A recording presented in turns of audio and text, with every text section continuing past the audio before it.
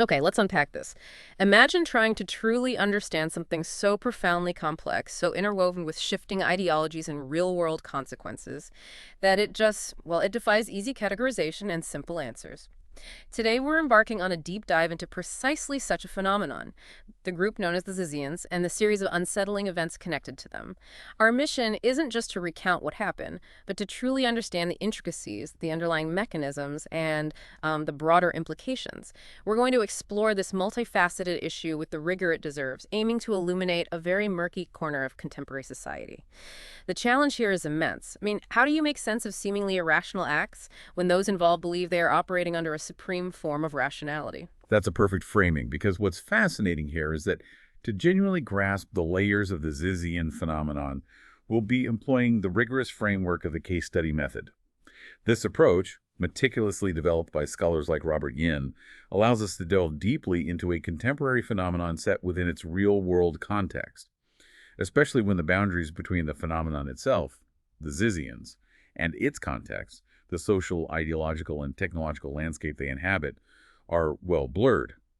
Think of the Zizians as our central case, and the methodical steps we'll discuss today as our analytical toolkit for gaining an invaluable in-depth understanding. This isn't about superficial headlines. It's about a deep, systematic inquiry designed to uncover the how and why behind their bewildering actions. And to do that, you've shared with us a rich stack of sources, providing us with a truly panoramic view. We have foundational academic refreshers on case study methodology, not just from Yin, but also practical guides from organizations like Pre-Beat, which help clarify the theoretical underpinnings. Then we pivot to the actual story of the Zizians themselves, drawing from extensive journalistic timelines and discussions found on platforms like PBS NewsHour, detailed Substack analyses from Vincent Lay, and various Reddit communities. These sources offer a diverse array of factual details and critical perspectives, and crucially, some even present conflicting viewpoints or interpretations, which we will treat with absolute impartiality. Our goal throughout this deep dive is to extract the most important nuggets of knowledge, helping you become truly well informed about both the chilling Zizian story and the powerful research method that can illuminate such complex situations. By the end of this deep dive, you'll not only have a comprehensive grasp of the Zizian events, but also a deeper appreciation for how social scientists approach understanding profound real-world mysteries. So let's start with the fundamental tool we're using. We often hear the term case study used informally in everyday conversation, perhaps to describe an example or a specific situation. However, in the realm of social science, it holds a much more precise and rigorous definition. At its core, a case study is an empirical inquiry. That means it's a type of research based on direct observation and evidence gathered from the real world. Its purpose is to achieve an up-close, in-depth understanding of a single or a small number of cases. The crucial element here is that these cases are always examined within their real-world contexts. This method becomes particularly indispensable when the boundaries between the phenomenon being studied, our case, and its surrounding context are not clearly evident or are, in fact, deeply intertwined. Yin, a leading authority on this subject, emphasizes that a case study is an empirical inquiry about a contemporary phenomenon set within its real-world context, especially when the boundaries between phenomenon and context are not clearly evident. So it's not just about observing something in isolation, like a specimen in a lab. It's recognizing that its very nature is shaped by its environment, almost like trying to understand a fish by studying the entire pond it lives in, not just the fish itself. And for the Zizians, that pond seems incredibly murky and complex. Precisely. This definition underscores that case studies fundamentally go beyond merely isolating variables, as one might do in a controlled experiment. Instead, they operate on the assumption that understanding the broader context and the complex, often messy conditions surrounding the case is absolutely integral to comprehending the case itself. This contrasts sharply with methods that might attempt to strip away context to focus on individual, isolated variables. For instance, unlike an experiment designed to isolate the effect of a single variable, like a new teaching method in a controlled classroom, a case study might immerse itself in examining a teacher's strike. Here, you're not just looking at the strike, but the intricate interplay of union policies, school board decisions, community reactions, and the personal lives of the teachers involved. Or consider everyday life in a special residential school. A case study would explore how the unique environment, the specific policies, the individual personalities of the students and staff, and the broader social support systems all interact to shape the daily experiences within that institution. The in-depth focus and the commitment to covering this broader range of contextual conditions mean that relevant case study data is very likely to come from multiple, diverse sources of evidence, reinforcing its distinctiveness. The choice of research method, including the decision to use a case study, is fundamentally determined by the type of research question a study aims to address. This is a critical initial decision that guides the entire research process. For example, case studies are particularly pertinent and indeed excel when your research focuses on descriptive questions. These are questions that seek to uncover what is happening or has happened. They aim to provide a rich, detailed account of a phenomenon. But beyond mere description, case studies are also exceptionally well suited for explanatory questions, which delve into how or why did something happen. These questions move beyond surface-level observations to uncover causal chains, underlying mechanisms, and the intricate processes at play. So for the Zizians, it's not enough to just list the crimes they committed. A case study pushes us to ask, how did their unique ideology lead to these violent actions? Or why did individuals choose to join and adhere to such an extreme group, even as the consequences escalated? This seems absolutely essential given the highly complex and often baffling nature of the group's behaviors and their rapid escalation into real-world violence. Exactly. This is where the case study truly excels, moving beyond surface-level observations to uncover those deeper causal chains and underlying mechanisms. If, for instance, you wanted to understand the intricate process of high school students' experiences with a dating violence prevention program, a large-scale survey asking how many students felt X might capture the frequency of certain responses, but it would inevitably miss the nuanced personal narratives, the specific ways the program was interpreted by different students, and the contextual factors within their real lives that explain why students felt that way or how the program truly impacted them. A case study, in contrast, allows for that deep, in-depth exploration of individual responses in a natural environment, precisely because it does not attempt to control or manipulate participants' behaviors. It observes them as they naturally occur. And this is why it's also commonly used in conducting evaluations of interventions in real-world settings, where the researcher does not control how participants respond, but rather observes the effects in their natural environment. The goal is to produce rich descriptions and insightful explanations that might not be possible, with methods primarily focused on outcomes or frequencies. Despite its strong applicability in understanding many relevant real-world situations and addressing important research questions, case study research has historically faced skepticism. It's sometimes been unfairly relegated to a method of last resort or seen merely as an exploratory phase for other, supposedly more rigorous methods. This traditional view held that case studies simply collected some initial data to determine whether a topic was worthy of further, more systematic investigation, using, for example, quantitative surveys or experiments. In this outdated mode, case study research appeared to serve only as a prelude, and as a result, it wasn't considered a serious, much less rigorous, inquiry in its own right. Yeah, that's a common misconception, isn't it? It sounds like people assume if you don't have a massive sample size or if you're not running a controlled experiment, your findings aren't valid. But you're asserting that contemporary case studies achieve their rigor and validity differently. How does it move beyond that prelude perception to stand as a robust method in its own right? That perception is indeed entirely outdated. Contemporary case study research goes well beyond mere exploratory functions. It demands systematic data collection and analysis procedures, just like any other rigorous social science method. Even experiments and surveys have their own exploratory modes, so the criticism applied solely to case studies is a mischaracterization. When case study research is done poorly, perhaps due to a lack of systematic procedure or an over-reliance on anecdotal evidence, these prejudices can unfortunately be reinforced. However, when conducted systematically, using defined procedures, its findings can indeed be generalized, but not through statistical generalization. Instead, they employ what we call analytic generalization. Think of it like this. A rigorous case study builds its findings on a strong foundation. We're constantly asking, are we actually measuring what we think we are? That's construct validity. Are we sure X caused Y, or could it be something else entirely? Internal validity. Can the lessons from this unique case shed light on other groups or similar phenomena? External validity. And could someone else follow our steps, use our exact protocol, and find similar things? Reliability.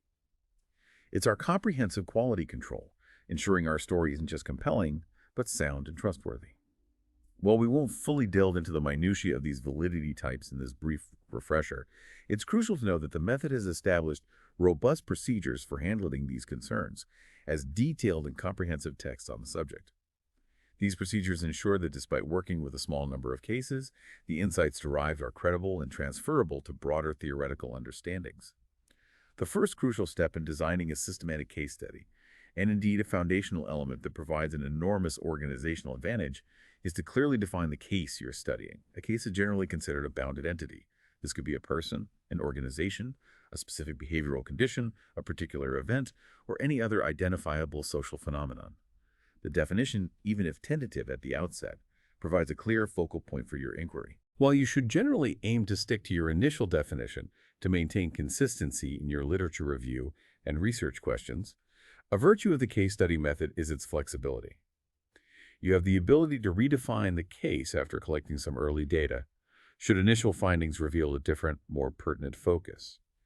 However, it's important to be aware that such shifts might require backtracking, revising your literature review, and potentially reframing your original research questions, which can be a time-consuming but necessary adjustment. So, for our Zizian deep dive, defining the case isn't as simple as just saying the Zizians.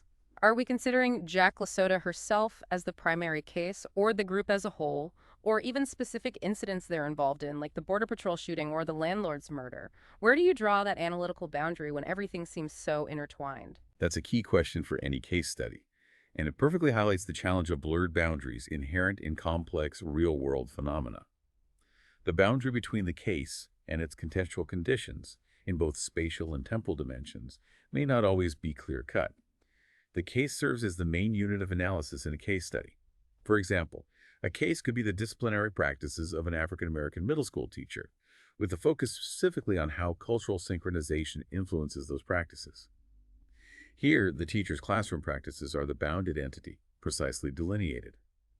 In the Zizian context, the sources define them as a cult-like organization, implying the group itself is the primary case. However, as you rightly point out, the specific individuals within the group or the particular incidents they are involved in can also be considered units of analysis.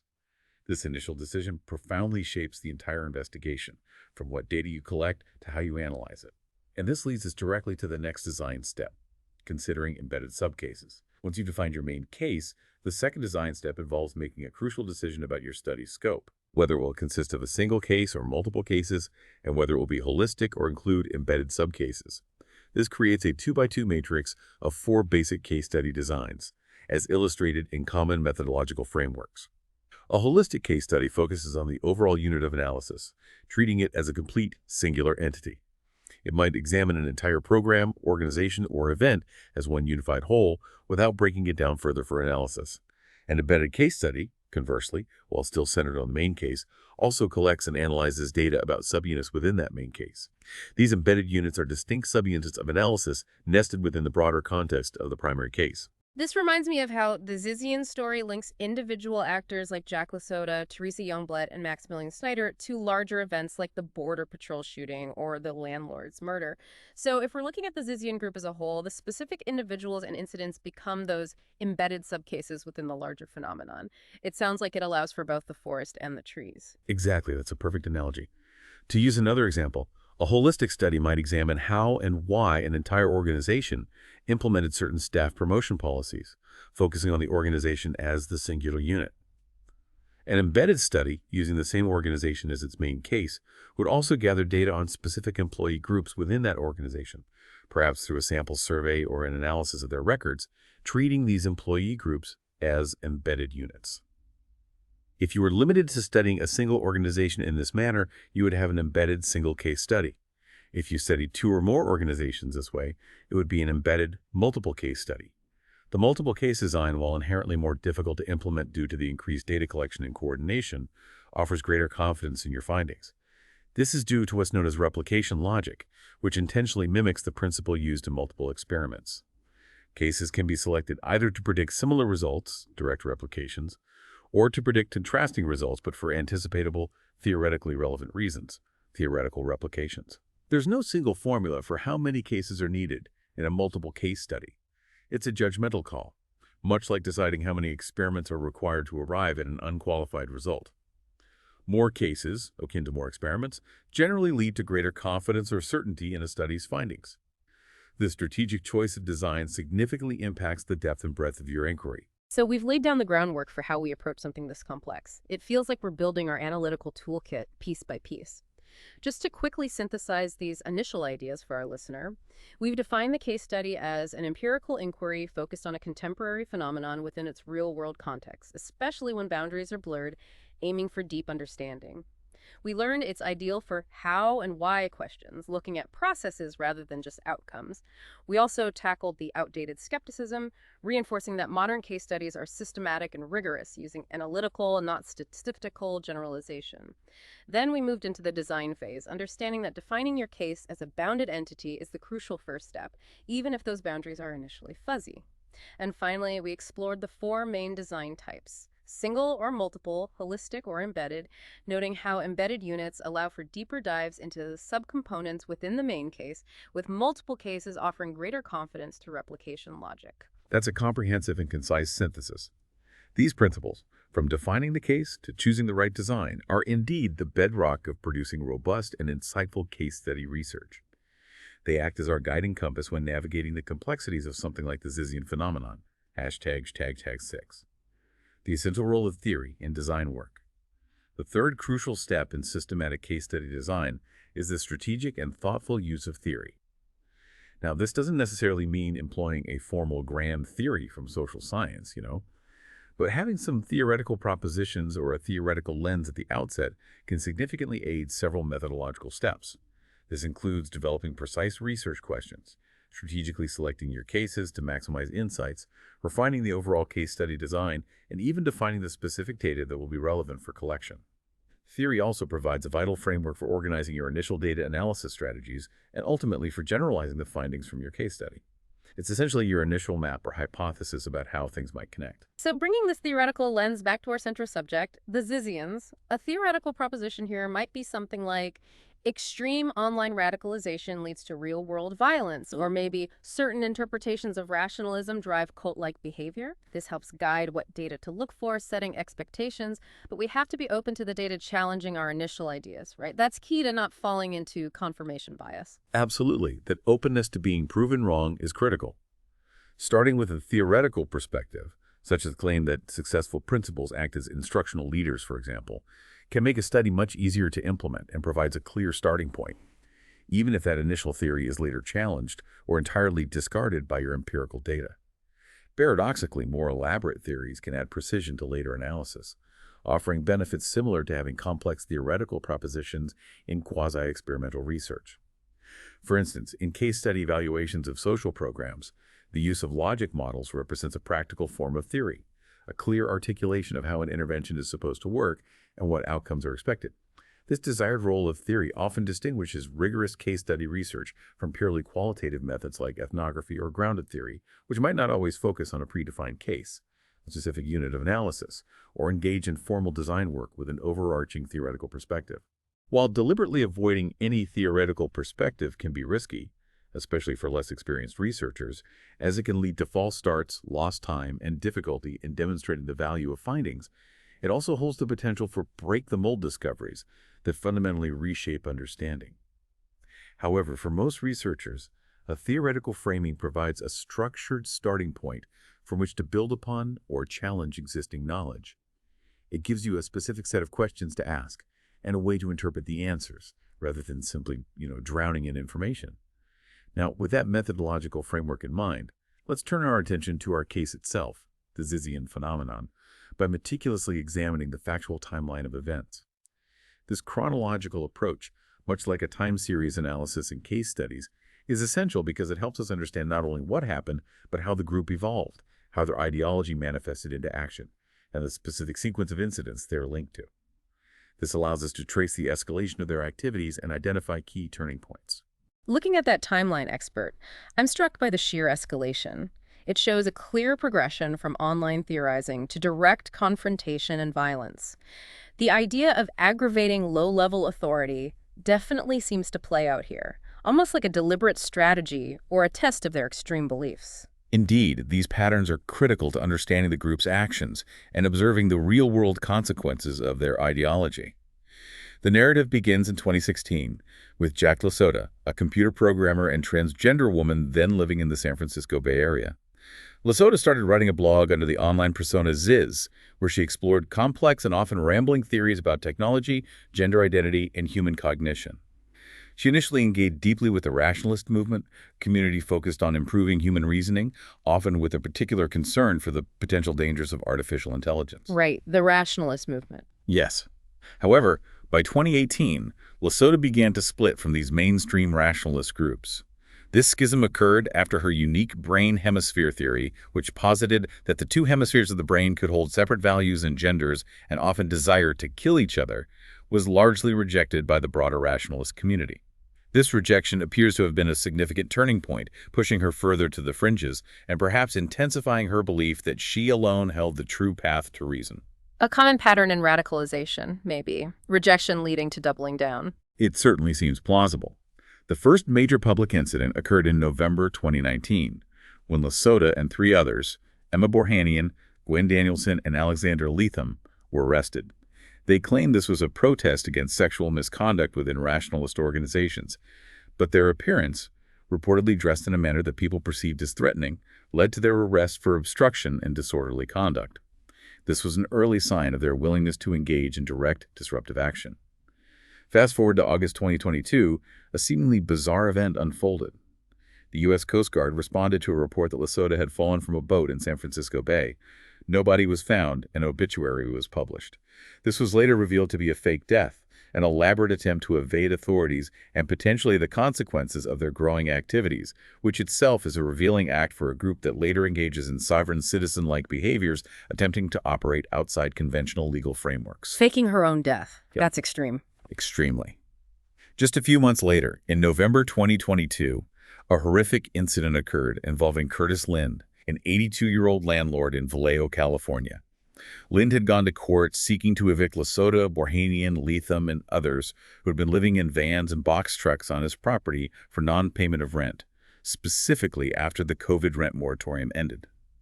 On November 15th, just 2 days before the eviction deadline, Lind was viciously attacked, impaled with a sword, and partially blinded. In a terrifying act of self-defense, Lind shot and killed Emma Borhanian. Officials concluded Lind acted in self-defense, and Leatham and Suri Dow were charged with murder. Although Lasota was not charged in this specific incident, police reported having contact with her at the scene, indicating her continued presence and involvement in these escalating conflicts against what they perceived as low-level authority figures like landlords. So they directly attacked the landlord trying to evict them. That's chillingly direct. It is. The violence then escalated further and spread across the country. In December 2022, on New Year's Eve, Rita and Richard Zacco were shot and killed in their home in Chester Heights, Pennsylvania. Audio captured by a neighbor's doorbell camera recorded chilling voices shouting, "Mom!" and "Oh my God!" a horrifying detail that underscores the brutality of the act. Oh my goodness. In January 2023, the Zacco's daughter, Michelle, was questioned by police at her home in Vermont. A few weeks later, she was briefly taken into custody at a Pennsylvania hotel, but released without charges. Crucially, Lasota, who was staying at the same hotel, was arrested and charged with obstructing the homicide investigation and disorderly conduct. A critical link emerged here. The gun used in a later equally tragic shooting, that of Border Patrol agent Milland, was allegedly purchased by Michelle Zacco, drawing a direct and chilling connection between the group's members and their instruments of violence. So the daughter of the victims is linked, and Lasota is there. The connections are getting tighter. They are. Later in July 2023, Felix Bockholt, also known as Ophelia in court documents, began renting half a duplex in Chapel Hill, North Carolina, establishing a new hub for the group and suggesting a conscious effort to relocate and consolidate their network. In May 2024, Teresa Youngblood's parents reported her missing in Seattle after receiving emails from her stating she had moved in with a friend and changed her number, a classic sign of disengagement from former lives. By November 2024, Youngblood and Maximilian Snyder applied for a marriage license in Washington state, further cementing personal connections and commitment within the group. Also that month, Youngblood began renting a condo near Bockholtz in North Carolina, suggesting a deliberate clustering of members, potentially for planning or communal living. It sounds like they're forming this tight-knit, isolated community. Precisely. The events then reached a tragic climax in January 2025. On January 14th, Youngblood and Bockholtz checked into a hotel in Lyndonville, Vermont. Investigators immediately placed them under surveillance after a hotel worker reported concerns about their all-black tactical clothing and the gun Youngblood was carrying, a clear indication of their suspicious and prepared behavior, prompting law enforcement to take immediate notice. On January 17th, a grim act of retribution occurred. Curtis Lynn, the landlord in California who had been attacked in 2022, was tragically killed. Maximilian Snyder was charged with his murder, with prosecutors alleging he was trying to prevent Lynn from testifying against his earlier attackers. This strongly suggests a targeted, retaliatory act aimed at silencing a key witness, demonstrating a cold, calculated approach to eliminating perceived threats. Retaliation against the landlord. Wow. Then, on January 20, the confrontation that brought the Zizians into national headlines occurred. U.S. Border Patrol officers pulled Youngblood and Balcold over on Interstate 91 in Coventry, Vermont. In the ensuing shootout, Border Patrol agent David Maland and Balcold were killed. Youngblood, wounded, was charged with firearms offenses. This was a direct, violent confrontation with federal authority, a dramatic escalation. The net continued to close in February 2025. The FBI searched the Chapel Hill property where landlord said Youngblood, Balcold, and Lasota had been living earlier that winter, confirming their shared living arrangement and the existence of a physical, coordinated network. Finally, on February 16, 2025, Lasota was arrested in Maryland, along with Michelle Zafko and Daniel Blank. They faced charges including trespassing, obstructing and hindering, and possession of a handgun in a vehicle. A judge ordered all three held without bail on February 18. This meticulously compiled timeline, moving chronologically, reveals a consistent and terrifying pattern of escalating conflict and violence, particularly against those perceived as low-level authority, like landlords and border agents, and a broader rejection of societal norms, exemplified by non-payment of rent, fake deaths, and a willingness to confront law enforcement. It's a progression that cries out for deeper understanding of its drivers. To truly comprehend the Zizians, we must delve into their complex and often radical ideological roots. Their philosophy is deeply intertwined with concepts originating from the rationalist movement, effective altruism, and a particular concern for what are termed existential catastrophic risks, or X risks. The rationalist movement, as a broader intellectual community, generally seeks to improve human reasoning and decision-making, often with a focus on applying scientific principles to everyday life and grand challenges. Effective altruism, a related philosophical and social movement, applies reason and evidence to determine the most effective ways to benefit others. These are, on their face, movements striving for positive change. So these are initially abstract philosophical ideas about doing good and thinking rationally, but the Zizians seem to have taken them and translated them into a very concrete, almost apocalyptic worldview that some sources describe as techno-helter-skelter. Yeah, okay. How do these abstract, seemingly benign ideas connect to such extreme and ultimately violent interpretations? That's the core mystery here. This connection is precisely what becomes fascinating and, in the Zizian case, deeply troubling. An increasingly popular science fiction spin-off of effective altruism is called long-termism. This philosophical extension stretches moral concern to not only include humans and other sentient beings living in the here and now, but equally, if not more so, to future generations that are yet to come. The core premise is that since there could potentially be vastly more living beings in the future than are currently alive, there exists a far greater good that can be achieved or lost in the future than in the present. Consequently, long-termists focus their efforts on preventing these existential catastrophic risks, or X risks, which are events that could irrevocably nip future life in the bud. While there are numerous theoretical X risks, such as nuclear war or engineered bioweapons, the long-termists within the Californian tech circles, where Jack Lasota operated, are particularly consumed by the threat that an artificial superintelligence, vastly smarter than humanity, might pose. They often draw parallels to how humanity's own superior intelligence may have led to the extinction of Neanderthals, speculating that we could meet a similar fate at the hands of our own artificial creations if they become sufficiently advanced and escape human control. So the fear of AI apocalypse is central. Absolutely central. Ziz herself became deeply involved in this milieu around 2012, beginning to donate to prominent AI safety institutes like MIRAI, the Machine Intelligence Research Institute, and attending events organized by CFR, the Center for Applied Rationality. In 2016, she moved to the San Francisco Bay Area, specifically to be closer to this burgeoning tech world and its associated intellectual movements, immersing herself. It was there that she took this pursuit of reason to what some might consider extreme lengths, living with her followers on a 94-foot-long tugboat called the Rationalist Fleet.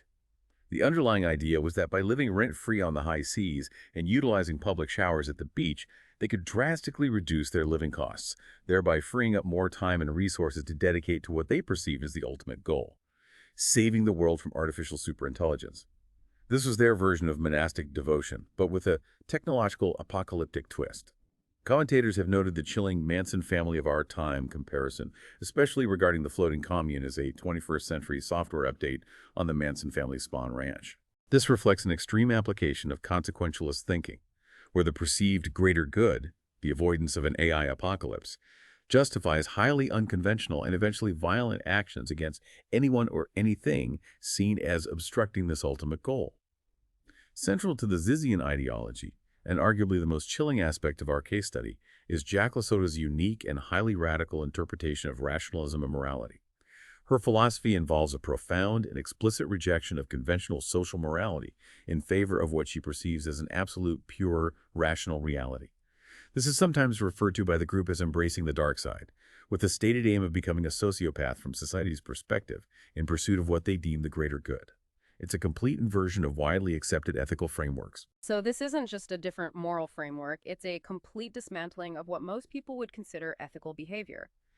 This double good concept, combined with rejecting social morality, could lead to a mindset where acts that others see as violent or criminal are justified internally as logical, even necessary steps towards a perceived greater good.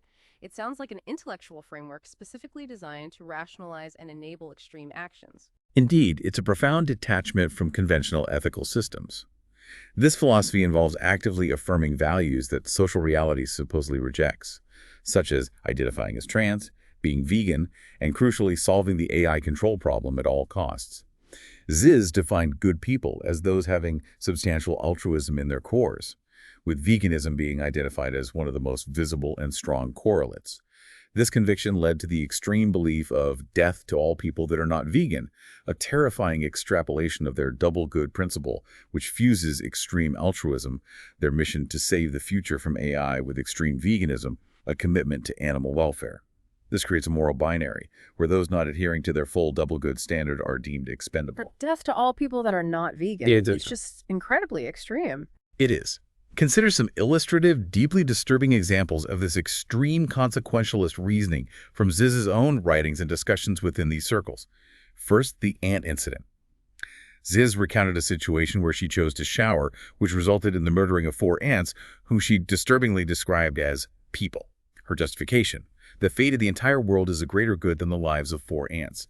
This is a stark, undeniable example of applying a rigid consequentialist logic to justify what most would consider a morally trivial act, stepping on ants, escalating it to a matter of cosmic significance, equating insect lives with human people while simultaneously deeming them disposable for a greater cause.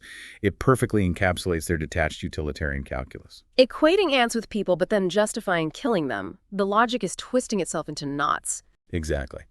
Second, the deeply unsettling MIR suicide plan. She recounted discussions within rationalist circles about a plan to maximize donations to MII, the Machine Intelligence Research Institute, by having individuals sign over their wills, take out health insurance, and then commit suicide after a 2-year period to avoid suspicion. The logic was that health insurance policies would pay out in the case of suicide if it occurred 2 years after the policy began, theoretically generating a couple $1 million for the institute. Zizians stated that the plan's only flaw was potential bad publicity, not the inherent moral repugnance of the act itself. It's important to note that one rationalist who admitted to writing about this extreme altruism confirmed such discussions, though with different charity beneficiaries. This demonstrates how a pure utilitarian logic was explored to extreme, disturbing ends, detached from conventional human ethics, where human lives become mere resources in a grand abstract equation. That's horrifying. Just absolutely horrifying. This extreme consequentialism is further embedded in their adherence to what they call functional decision theory.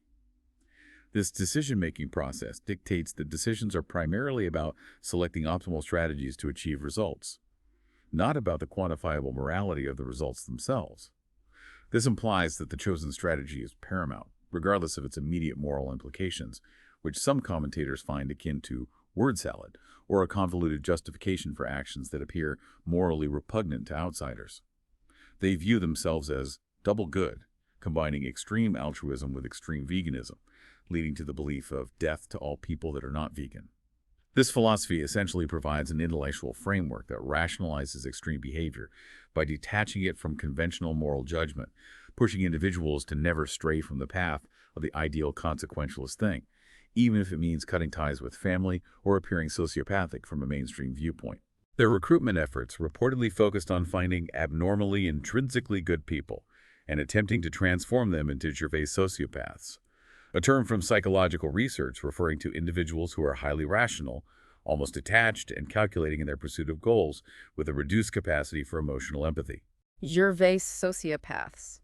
What does that mean in this context? Well, these aren't necessarily violent individuals in the conventional sense. They're often portrayed as thriving in corporate environments due to their cold logic. But in Ziz's context, it implied a deliberate detachment from conventional human responses to achieve perceived optimal outcomes. These efforts included trying to teach unihemispherical sleep, a peculiar claim that was likely just a euphemism for severe sleep deprivation, further illustrating their extreme and potentially harmful practices aimed at reshaping their followers' minds and bodies to fit their rigid ideological mold. Let's take a breath here. We've just navigated a pretty intense journey, moving from the foundational principles of case study methodology to the chilling reality of the Zizian phenomenon. Expert, could you briefly bring together these threads for our listener, highlighting the most crucial takeaways from our discussion so far, before we delve into how we actually gather evidence for such a complex case? Absolutely. Think of it as a synthesis of our early analytical tools and the raw material of our case. We first established that a case study is our essential lens for understanding the Zizians because it allows us to examine them within their messy, real-world context, particularly when the boundaries between their ideology and their actions are so blurred. It's uniquely suited for asking how and why questions, pushing us beyond simple facts to underlying mechanisms. We also addressed the outdated notion that case studies are merely exploratory, confirming their systematic rigor and their ability to generalize findings analytically to broader theories, not just statistically to populations.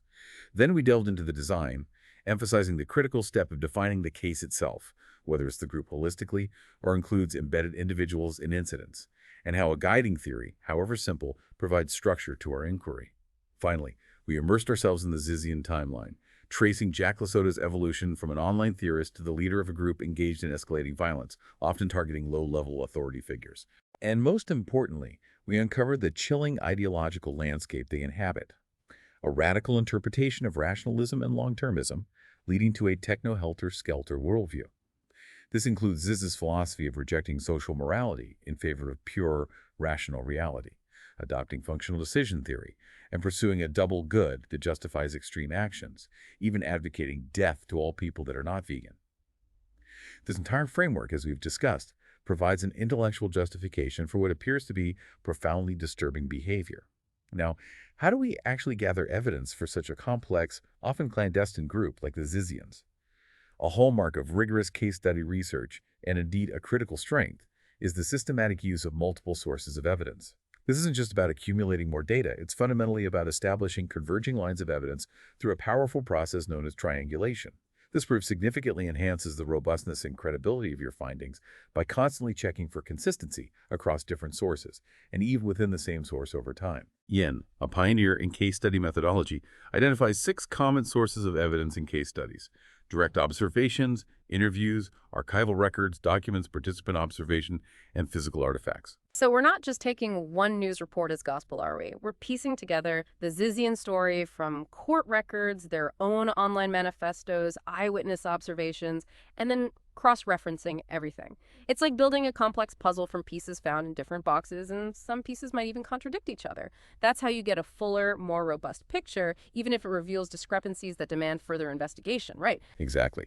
And it's crucial because each source of evidence comes with its own inherent biases or shortcomings, which a diligent researcher must be sensitive to and actively counteract. For instance, police records of reported crime may not fully reflect the actual amount of crime, as some incidents go unreported or are reclassified. Similarly, school systems reports on enrollment or attendance can sometimes be systematically under or overcounted due to administrative practices or incentives. Even mass media, which we rely on heavily for public information, has editorial leanings that can influence story selection, the types of questions asked, and the level of textual detail, collectively producing systematic bias in what might otherwise appear to be a factual account. A helpful procedure, especially with mass media, is to select and compare reports from two different outlets believed or known to have opposing orientations, which can help a more balanced picture emerge. Incorporating additional sources on the same topic further strengthens this process, allowing you to triangulate and build a more reliable narrative. That makes sense. Comparing different news outlets alone could reveal a lot. Definitely. In the Zizian context, we can clearly see the application and necessity of these multiple sources. Direct observations. Consider the hotel workers' keen observations of Youngblood and Bachholz's all-black tactical clothing and gun in Vermont. This wasn't just a casual detail. It was a critical observation that directly led to initial police surveillance, highlighting how simple direct observations could be pivotal in an unfolding case. Interviews. While not directly available to us as part of the public record in a formal case study, elite interviews with key persons like Jack Lasota, Teresa Youngblood, Michelle Zacco, or Maximilian Snyder would be invaluable. These open-ended conversations could reveal how participants construct reality, how they perceive their own actions, and how they think about situations. They provide insights into their subjective experiences and justifications, though caution is always needed as participants might echo an institutional mantra or offer self-serving motives to outsiders. Such interviews would be a primary way to understand their adherence to functional decision theory from their perspective.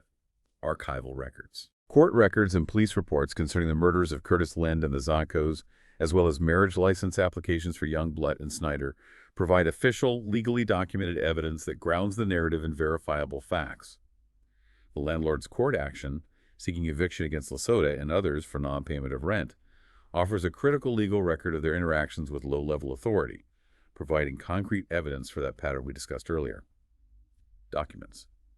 Lasota's extensive blog postings under Ziz, various online discussion forums like Reddit threads where the group's activities and philosophy were debated, recruitment emails, and news articles from the Associated Press, PBS, SFGate, and Substack are rich textual sources. These documents are crucial for understanding their evolving ideology, their recruitment strategies, and how they presented themselves to the world, offering direct access to their stated beliefs. Physical artifacts.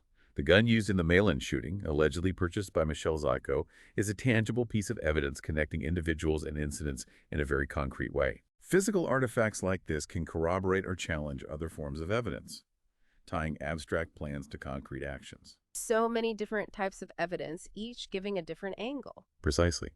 For the Zizians, reconciling conflicting accounts from different Reddit threads, for example, debates over Andy Nungo's credibility in reporting on their activities, or comparing the group's self-description in their blogs with official police reports necessitates careful triangulation. Relying on multiple sources rather than a single one invariably strengthens the findings, even if it highlights discrepancies that require further investigation. Furthermore, using a case study protocol, a systematic set of questions directed at the researcher, not participants, guiding data collection, helps maintain a systematic framework for data collection, much like a detective's or journalist's mental framework, ensuring consistency and rigor in the field. This protocol is a live document, guiding inquiries and ensuring that relevant areas are consistently explored across all collected data, reducing the chance of missing crucial information. Hashtag 11. The challenge of rival explanations and ensuring validity. A critical aspect of effective data collection and analysis in case study research is the deliberate and vigorous search for rival explanations. This is not an optional add-on. It requires a continual sense of skepticism and a proactive intellectual posture throughout the entire case study process. During data collection, this skepticism should manifest as a persistent worry about whether events and actions are truly as they appear to be, and whether participants are giving genuinely candid responses or presenting a curated version of reality. A truly skeptical attitude will lead to the collection of more comprehensive data than if rival hypotheses were not a concern.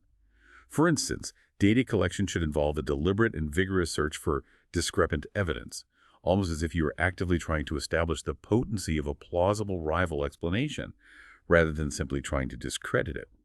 Finding no such evidence despite a diligent and thorough search significantly increases confidence in your case study's later descriptions, explanations, and interpretations. So instead of just trying to prove our initial hypothesis about the Zizians, that their extreme ideology drove their actions, we'd actively try to prove alternative explanations wrong. That sounds like a powerful way to make your conclusions far more robust and less susceptible to confirmation bias, which is a real danger when studying such complex, charged phenomena. It is. It forces a more comprehensive and critical analysis, strengthening the overall argument. True rival explanations compete directly with each other and by definition cannot coexist. If a rival turns out to be more plausible than an original interpretation, it needs to be rejected, not merely footnoted. Interestingly, much of the methodological literature on research design focuses on methodological rivals, for example, null hypotheses, experimenter effects, rather than substantive rivals. In contrast, in detective work, a substantive rival would be an alternative explanation of how a crime occurred, competing directly with the original theory. Okay, so what would be some substantive rivals for the Zizians? Well, several emerge from our sources. For instance, one powerful rival explanation for their actions might be that they are simply criminals using their ideology as a facade or a post hoc rationalization for pre-existing violent tendencies, rather than being truly driven by their stated philosophical beliefs. Could it be that the techno-helter-skelter was merely a convenient veneer for opportunistic crime? Another could be that the leader's mental state or a collective paranoia exacerbated by group isolation is the primary cause of their actions, rather than the ideology itself, as some Reddit users suggest, pointing to the group's madman theory as a flawed game theory strategy rather than genuine philosophical conviction. The question of whether their claimed unihemispherical sleep was merely prolonged sleep deprivation also serves as a critical rival explanation that shapes our understanding of their psychological state and actions, and, consequently, the degree to which their behavior was rational versus physiologically impaired. These rival explanations, if ultimately unsupported by evidence, strengthen the primary analysis by demonstrating that other possibilities were rigorously considered and ruled out. Got it. It's about stress testing your main explanation. It's exactly.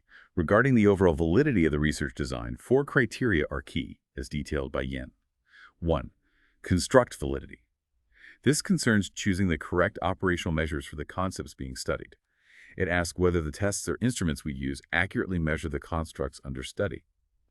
For the Zizians, this would involve ensuring that what we identify as extreme consequentialism or rejection of social morality is genuinely reflected in their actions and writings, and not just our interpretation.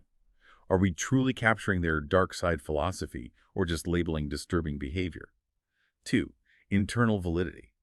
This is particularly relevant in explanatory studies and focuses on establishing trustworthy cause and effect relationships. It involves eliminating other potential explanations for observed phenomena. For instance, if we claim Ziz's philosophy led to violent acts, we must consider and rule out other contributing factors like pre-existing mental health issues or external provocations, to the extent possible, to confidently assert that connection. 3. External validity.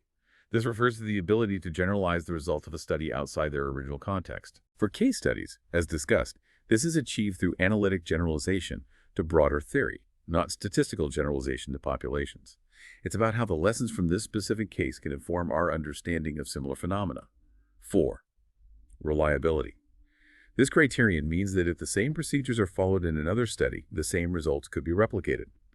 To ensure reliability, researchers use tactics such as developing a comprehensive case study protocol, maintaining a detailed case study database, a carefully organized repository of all collected evidence, and ensuring a clear chain of evidence so that readers can trace findings back to their original sources.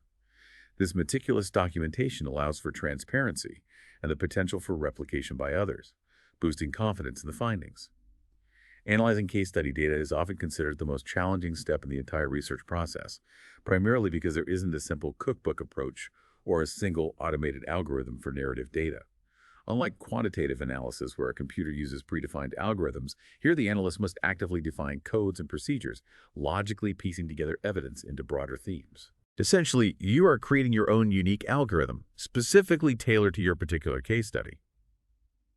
The strength of your analytic course will depend on how logically and persuasively you marshal claims using your collected data. So we're not just narrating the Zizian events, but actively searching for why they unfolded as they did, looking for consistent behaviors, and even trying to connect their philosophical shifts to specific actions, almost like building a detailed cause and effect map. It sounds incredibly intricate, like solving a high-stakes puzzle with deliberately hidden pieces. It is, and it demands a blend of creativity and rigor.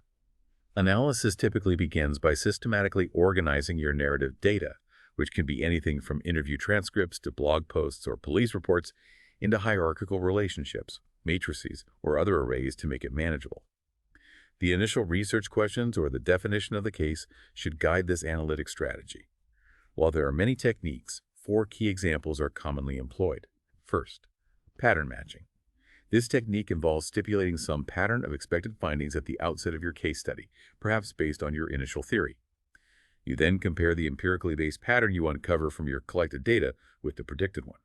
For instance, in Branshaw's study of a military base closure, pattern matching was used to observe catastrophic effects across various economic and social sectors, like retail sales and employment, comparing pre- and post-closure trends with those in other communities. For the Zizians, we could stipulate expected patterns of behavior based on Ziz's expressed philosophy, such as a rejection of authority, rigid veganism, or specific tactics like dressing in tactical gear, and then compare these with observed actions like the Border Patrol shooting, the landlord's murder, or the members consistently dressing in all black.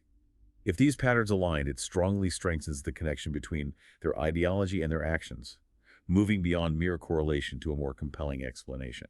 Okay, so does what they said match what they did? Essentially, yes.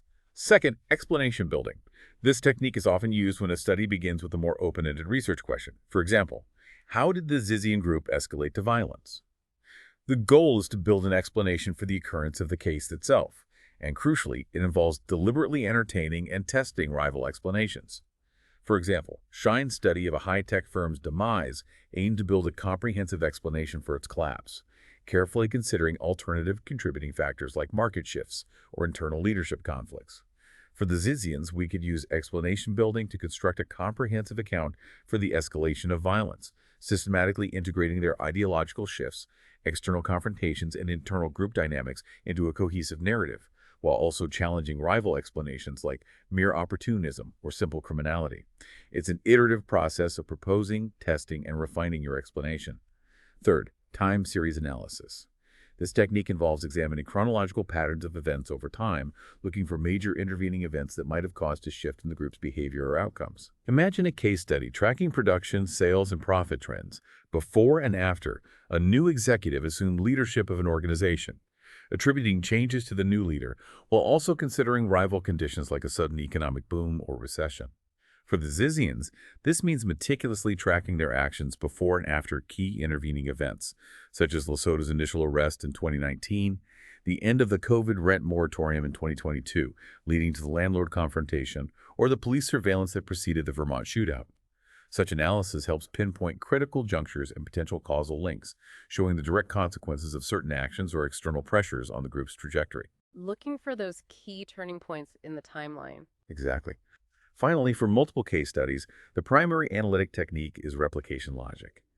If we were to study multiple Zizian-like groups with similar ideological underpinnings or organizational structures, we would apply these techniques within each individual case, and then use replication logic to compare findings across groups. This might involve expecting similar results across cases, direct replication, or contrasting results for specific, theoretically anticipated reasons, theoretical replication. For instance, if another group adopted functional decision theory, would they exhibit similar patterns of aggression? The analysis process is about constructing a logical argument supported by data, moving beyond simple counting or tallying to construct meaningful interpretations that answer those how and why questions. The final analytic challenge, and one that frequently leads to misunderstanding, is determining how to generalize findings from a case study. This is especially true given the common criticism that single or small n studies have limited generalizability. To address this, it's essential to distinguish clearly between two types of generalization: statistical generalizations and analytic generalizations. Statistical generalizations are what most people are familiar with. They move from a sample to a larger defined population. For instance, a large-scale survey might statistically generalize findings from a representative sample of a population to the entire population with a certain margin of error. So our deep dive into the Zizians isn't about saying this applies to every trans person or every vegan or every rationalist, but rather this particular highly detailed example helps us understand the mechanisms of how complex, radicalized groups can form and act, and this understanding could be applied as a framework to analyze other similar situations. It's about building a conceptual bridge, not a statistical bridge that says X% of Y behave like this. Precisely. The incorrect assumption often made is that statistical generalization is the only valid way to generalize findings from social science research. However, case study research, much like experimental science, does not generalize statistically. Instead, it generalizes by building theoretically informed claims. The objective is to generalize findings to a broader theory or a working hypothesis, which gains confidence as new studies produce consistent findings related to the same theoretical propositions. For example, in experimental psychology, findings from an experiment using college sophomores as subjects aren't statistically generalized to all humans. Instead, the results are used to refine a theory about, say, cognitive processes, and that theory is then tested and refined through further experiments, often in different contexts and with different populations. The power comes from refining the theory, not from generalizing the sample. Okay, that's a really important distinction. It is. For the Zizians, we wouldn't claim that all groups sharing some characteristics will follow the exact same path based on this single, albeit highly detailed case. That would be an overreach. Instead, we would analytically generalize about the dynamics of online radicalization, how abstract online ideologies can metastasize into real-world violence, the inherent dangers of certain extreme ideological interpretations, such as radical consequentialism or the distorted application of functional decision theory, or the formidable challenges involved in monitoring and responding to decentralized extremist networks that thrive in digital spaces and then cross over into physical actions. This single case study helps to refine a working hypothesis about how such groups might emerge, recruit, sustain themselves, and escalate in violence. This refined hypothesis could then be tested with future cases or applied as a conceptual framework to understand other similar phenomena. It allows us to derive broader lessons about the interplay of ideology, online platforms, and real-world consequences, contributing to a more nuanced understanding of similar phenomena, even as the case study method itself continues to evolve and new contributions are needed to improve its procedures. It's about extracting patterns and causal logic that can illuminate other dark corners. Wow, that was truly a deep dive into not just the chilling story of the Zizians, but also into the meticulous methodology that allows us to dissect and understand such complex human phenomena. You've walked through the timeline, unpacked their radical ideology, and seen how a rigorous case study approach can turn seemingly disparate, bewildering events into a coherent, albeit unsettling, narrative. It's an invaluable tool for making sense of real-world mysteries that defy simple explanations, helping us move from confusion to understanding. If we connect this to the bigger picture, the Zizian case serves as a powerful and stark example of how online radicalization can manifest into real-world violence. It prompts critical questions about vigilance in digital spaces, the complexities of content moderation on platforms, and the delicate balance between free speech and ensuring public safety in the digital age. It highlights the evolving nature of extremism, moving from traditional geographically bound cults to decentralized transnational networks, and underscores the urgent need for enhanced international collaboration in tracking and countering such movements. It's a vivid demonstration of what happens when abstract philosophical concepts are taken to their most extreme, unmoored logical conclusions without the tempering influence of conventional morality. This raises an important question for you, our listener. Given the intense details and the philosophical underpinnings we've explored today, how might the principles of analytical generalization apply to other emerging online groups or movements that seem to blend abstract ideologies with concerning real-world behaviors? What patterns might you look for? And how can understanding the case study method better equip you to critically analyze news and information about complex societal issues, especially when those issues seem contradictory or overwhelmingly chaotic? Reflect on how critical thinking and a multi-perspectival approach, which are absolutely essential to the case study method, are crucial skills in navigating a world brimming with information and, indeed, misinformation. It's a call to look beyond the headlines, to ask how and why, and to always consider the context and the myriad of contributing factors that shape human actions and social phenomena. It challenges us to not just consume information, but to actively participate in understanding it deeply. That's a powerful thought to leave you with. This deep dive into the Zizians has truly shown us how vital it is to meticulously define our subject, devise a systematic plan for analysis, carry it out with rigor, and then look back to check our results and derive broader implications from even the most singular and disturbing cases. We hope this has provided you with invaluable insights into both the Zizian phenomenon and the profound utility of the case study method.